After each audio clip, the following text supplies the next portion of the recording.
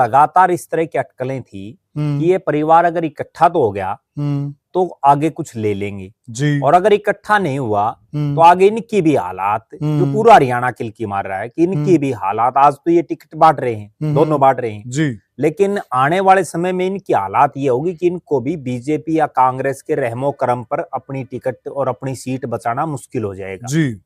हो सकता पार्टियां उस समय इनको टिकट दें ना दें, अब तो ये खुद चौधरी हैं। कहने का भाव है कि मतलब ये अगर दोनों राष्ट्रीय पार्टियों को ज्वाइन करते हैं जी तो एक तरह से ये बिल्कुल हाशिए पे चले जाएंगे, उन्हीं के हिसाब से, उन्हीं के नॉर्म्स में जो उन पार्टियों के सिद्धांत है उसी हिसाब से चलना पड़ेगा और उन्हीं के रहमो करम पे ये जिंदा रहेंगे राजनीति में। करते नहीं, बल्कि बात ये है कि अगर ये इकट्ठे नहीं हुए, ये चाहे अपनी पार्टी बनाए रखो, उसको पूछा कौन। अच्छा। अब हरियाणा में बहुत सी पार्टियां बनी हुई हैं लेकिन लोग वोट तो नहीं डालते।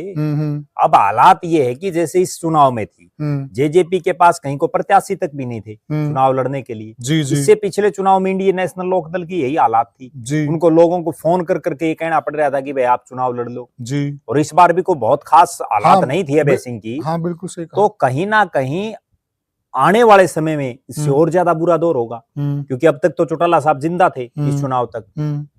अब जो इनकी ये लग रहा है कि चौधरी देवीलाल के 4 बेटे हैं जी। उन 4 बेटों में से चारों का परिवार राजनीति में सक्रिय है जी फिलहाल, और उन चारों की ही आपसी जो प्रतिद्वंदता है चारों में जी। तो वो किसी की कहीं पटरी नहीं बैठ रही, किसी की कहीं नहीं बैठ रही और उससे समस्या ये आ रही है कि आपस में एकजुट नहीं हो पा रहे। वरना तो मैं आपको एक बात बताऊं,